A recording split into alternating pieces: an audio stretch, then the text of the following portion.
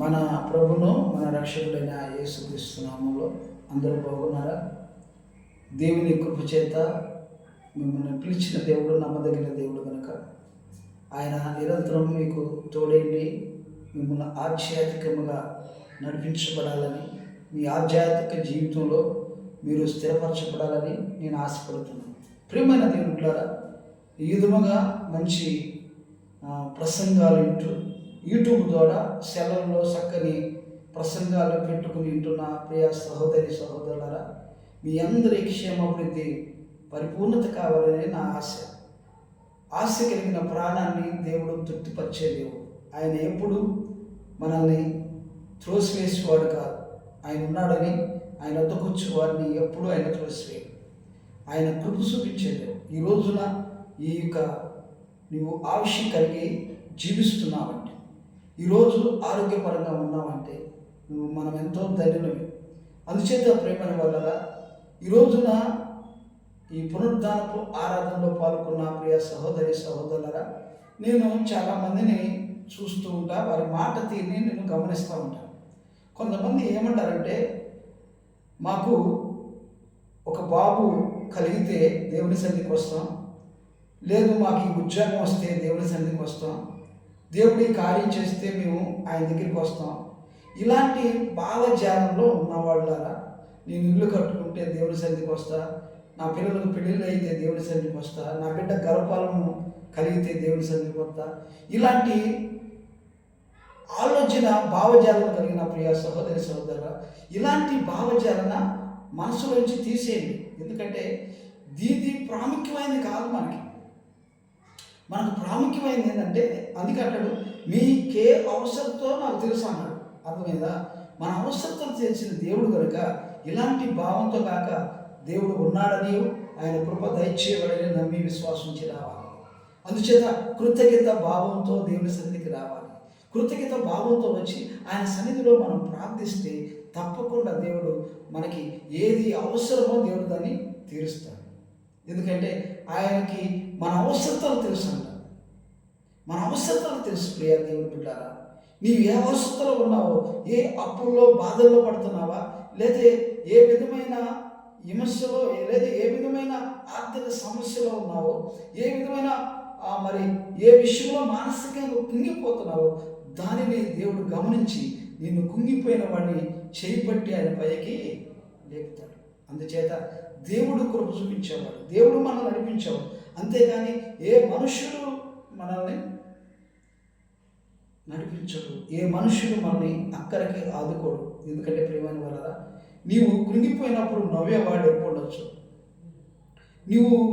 నీకు అవమానాలు ఎన్నో ఎదురవచ్చు, కానీ ఆయన వద్దకు వస్తే నీ అవమానాలు, నీ చింత యావత్తును తొలగిస్తానని ఆయన సెలవిస్తున్నాడు.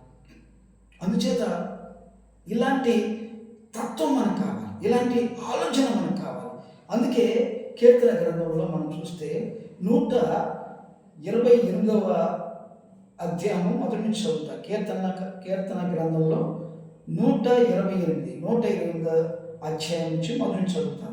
యెహోవాయందు భయభక్తులు కలిగి ఆయన త్రోవల యందు నడుచువారు ధన్యులు, నిశ్చయముగా నీ చేతులు కష్టార్జితము అనుభవించదువు. నీవు ధన్యుడువు, నీకు మేలు కలుగును. నీకు ధన్యుడువు, నీకు మేలు కలుగును. యెహోవాయందు భయభక్తులు కలిగి ఆయన త్రోవ నడుచువారు ధన్యులు, నిశ్చయముగా నీ చేతులు కష్టార్జితము తిందువట. చూసావా ఈ రోజున మనం ఎంత కష్టపడుతున్నాం. ఎంత కష్టపడ్డా ఆ రూపాయి కనపడదు. ఎంత కష్టపడ్డా చిల్లు సంచిలేసినట్టు అయిపోతుంది. ఎందుకో తెలుసా? కృతజ్ఞత భావం లేదు మనకి. తెలుసా?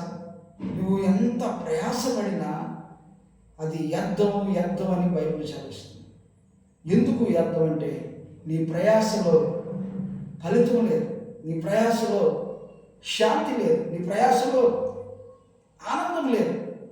శాంతి ఆనందాన్ని కోల్పోయి నువ్వు ఎంతకాలం భూమి మీద ప్రయాస పడి నీ ఆవిష తీరిపోయి నువ్వు ఈ భూమిని విడిచి వెళ్ళిపోవాల్సిందే, కానీ నీకు సంతోషం ఆనందాన్ని కోల్పోతావు ప్రియ దేవుని బిడ్డలారా. అందుకే అంటాడు బైబిల్ గ్రంథంలో, యెహోవాయందు భయభక్తులు కలిగిన వాడు ఇలాగున ఆశీర్వదించబడిన అంటాడు. నువ్వు నీ చేతుల కష్టార్జితము నువ్వు భుజించదు, నువ్వు భుజిస్తావు.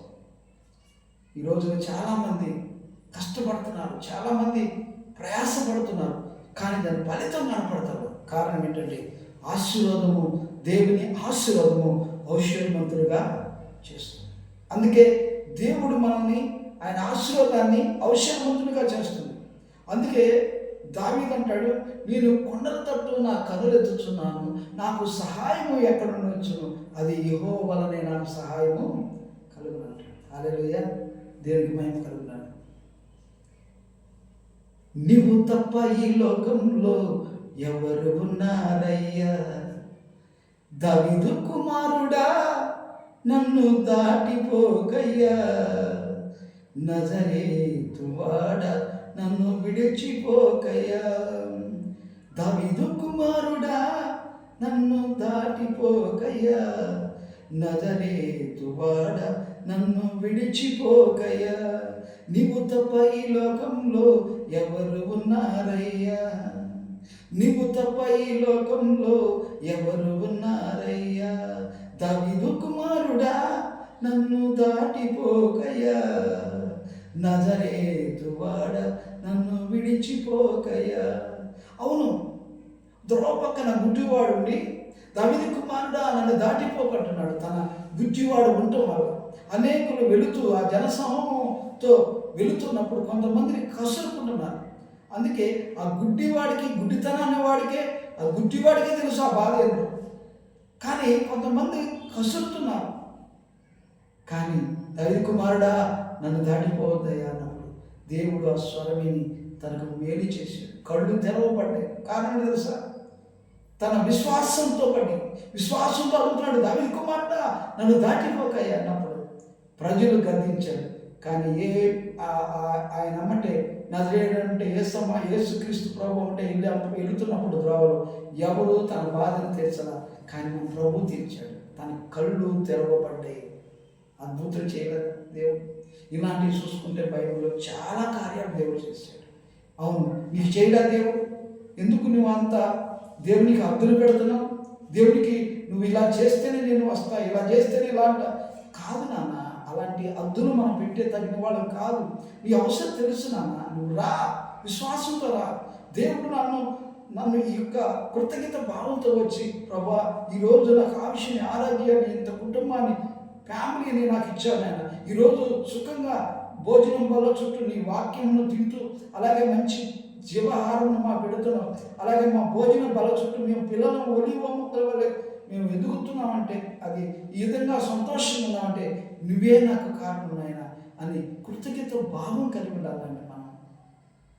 కృతజ్ఞత భావం అంటే మీరేదో నేను కానుకలు వేయమని కానీ, మీకున్న ఆస్తులు తెచ్చి వేయమని నేను అనట్లేదు. కానీ మీలో దేవుని యందు కృతజ్ఞత కలిగి ఉండాలి.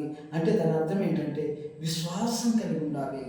దాని అర్థం ఏంటంటే మీ భావజాలన క్రీస్తు కొరకు బ్రతకటానికి నిశ్చయించుకున్న, దేవుని సన్నిధిలో సమర్పించుకున్న మీ ఉద్దేశం ఎలా ఉండాలంటే నీవు దేవునికి కృతజ్ఞతుడై ఉండాలి. ఎప్పుడు కూడా తండ్రి నీకు నువ్వు నాకు చేసిన మేలును బట్టి నేను ఏమి చెల్లించగలను అయ్యా అని నీ యొక్క ప్రార్థనా బలిని దేవునికి నువ్వు అర్పించగలిగిన వాడిగా ఉండాలి.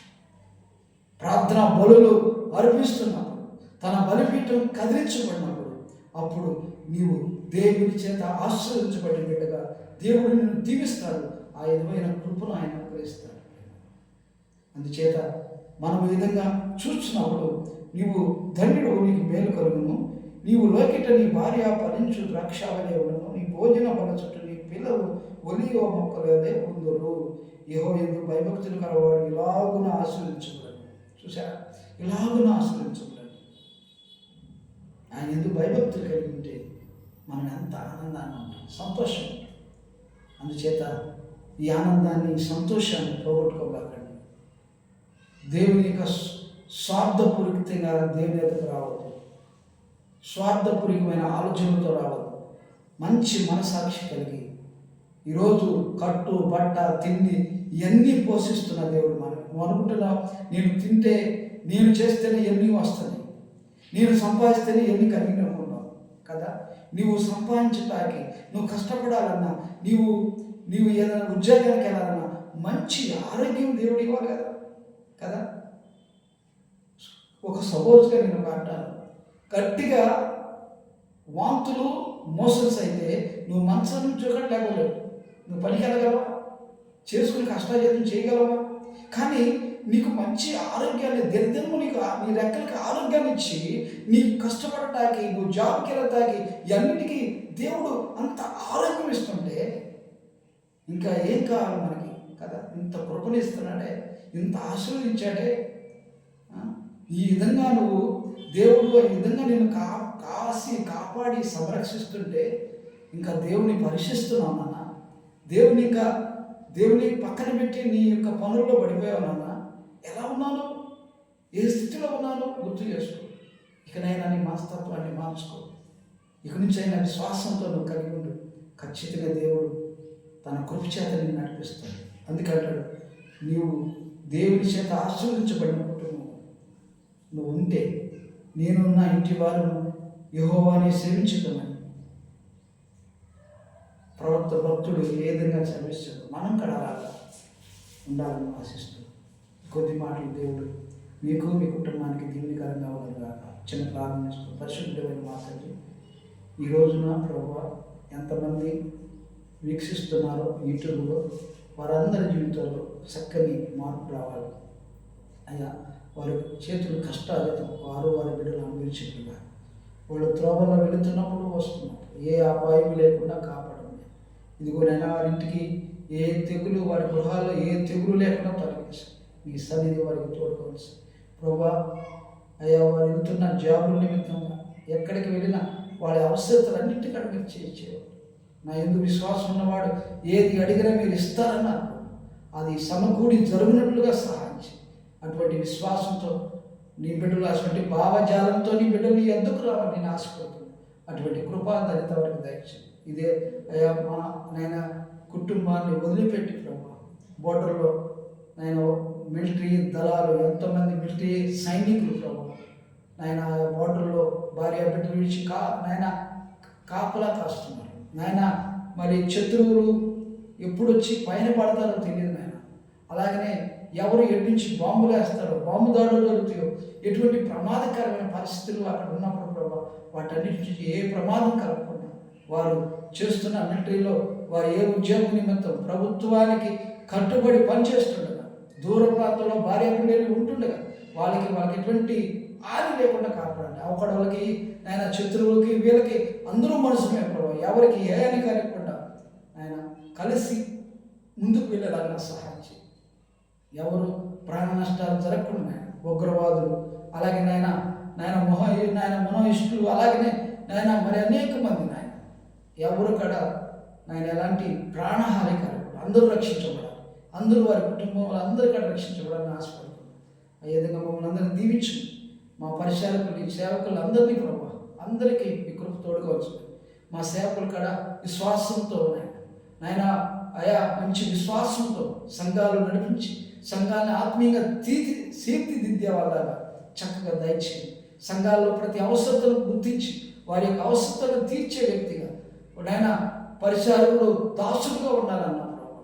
అవునాయన పరిచారకుడు దాసుడుగా వాళ్ళకు సేవకుడుగా సేవ చేస్తూ అనేక మందిని నిత్యరాజ్యానికి నడిపించే వ్యక్తిగా మా సేవకులందరినీ దీవించండి. మా ప్రభువును మా రక్షకుడైన యేసునామమున బట్టి ప్రార్థిస్తున్నాం తండ్రి. ఆమేన్. ఆమేన్. God bless you.